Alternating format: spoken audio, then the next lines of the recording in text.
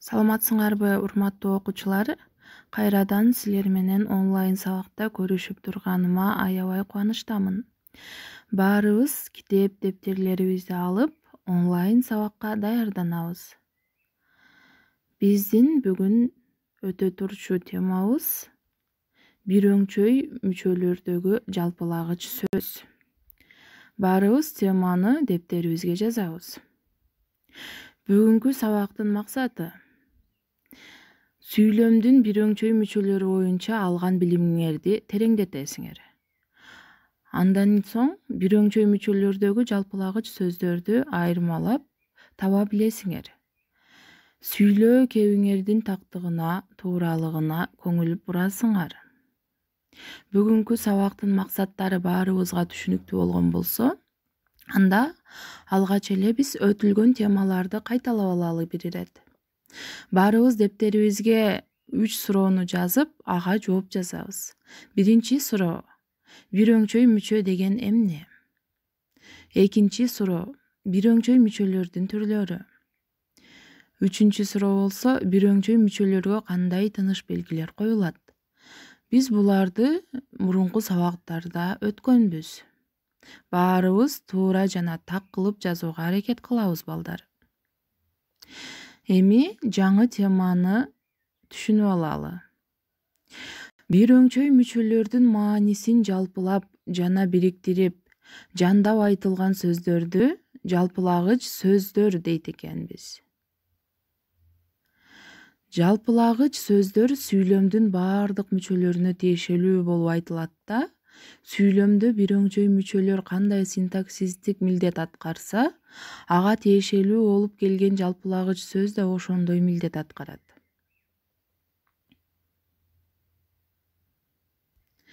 Мисалы, Нарын дарыясынын эң ири куймалары булар: Көкөмерен, Ат башы, Ала бука. Экинчи мисал: Абдыбек менен Узак экөө жапардыкынан кайтканда саат 11ден өткөн. Демек, бул мисалдарда кайсыл сөздөр жалпылагыч сөз болуп эсептелип атат? Демек, биринчи сүйлөмдө булар деген сөз жалпылагыч сөз болуп атса, экинчи сүйлөмдө болсо экөө деген сөз жалпылагыч сөз болду. Жалпылагыч сөздөр чыгыш-теги жагынан окшош болгон түшүнүктөрдү жалпылап көрсөтөт. Ошондуктан алардын милдетин негизинен булар, алар, бүт, бүткүл, баары деген ата тоочтор, жандама сана тоочтор жана айрым жалпылама маанидеги сөздөр аткарат.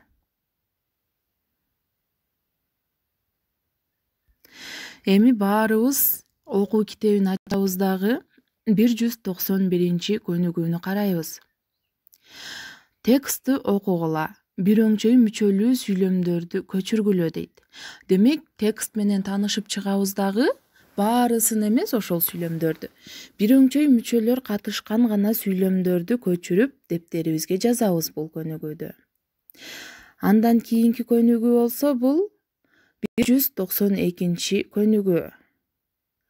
Текстти окугула, бир өңчөй мүчөлөрдү жана жалпылагыч сөздөрдү көчүргүлө дейт. Бул жерде бир өңчөй мүчөлөр менен кошо эле аларды жалпылап турган сөздү дагы таап туруп, аны дагы көчүрүп дептерибизге жазат экенбиз. 193 көнүгүүдө болсо, төмөнкү схема боюнча сүйлөм түзгүлө дейт. Демек, бир өңчөй жалпылагыч сөз. Башында бир өңчөй катыш керек экен дагы, анан жалпылагыч сөз табат экенбиз. Бир өңчөй бир өңчөй аныктооч дегендерди биз мурдагы сабактарыбызда өткөнбүз. Демек, баардык ошол бир нече сөз биригип келип ээнин милдетин аткарса, ошолор бир өңчөй болуп эсептелет. Баарыбызга бүгүнкү сабак түшүнүктүү болгон болсо, эгерде түшүнбөй калган суроолоруңар болсо, кайрылсаңар болот. Кийинки сабактарга көрүшкөнгө чейин саламатта калгыла, балдар.